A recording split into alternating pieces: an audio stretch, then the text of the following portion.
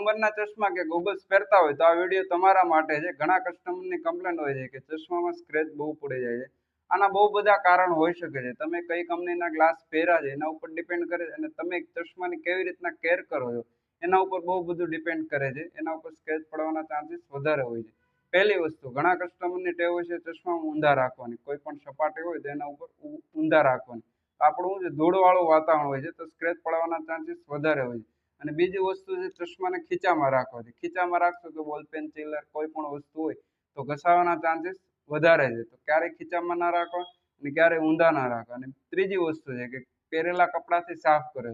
આપણે ધૂળવાળા કપડાં હોય તો તમે પહેરેલા કપડાથી સાફ કરશો તો સ્ક્રેચ પડવાના ચાન્સીસ 100% વધારે છે।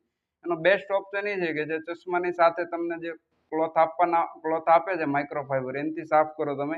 એકદમ હળવા હાથે સાફ કરો તો તમારા ચશ્મા એકદમ પ્રોપર ક્લીન થઈ જાય છે। અને બીજી વસ્તુ છે કે જો તમારી પાસે ચશ્માનું લિક્વિડ સ્પ્રે હોય એને 1 થી 2 વાર સ્વાઈપ કરો અને તમારા જે માઇક્રોફાઈબર સેલ્વેટ છે એનાથી હળવા હાથે સાફ કરો તો ચશ્માની આયુષ્ય વધારે ચાલે છે। સ્ક્રેચ પડવાના ચાન્સીસ બહુ ઓછા હોય છે।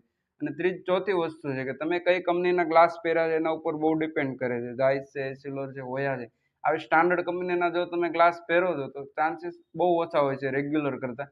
રેગ્યુલર તમે ગ્લાસ પહેરો છો તેમાં ચાન્સીસ વધારે હોય છે। જેટલું સ્ટાન્ડર્ડ અને હાઇડ્રોકોપિક તમે કોટિંગ યુઝ કરો છો એમાં સ્ક્રેચ પડવાના ચાન્સીસ ઓછા હોય છે। વધુ માહિતી માટે એકવાર અમારી શોપની મુલાકાત કરો। રાધે ચશ્મા ઘર। Thank you.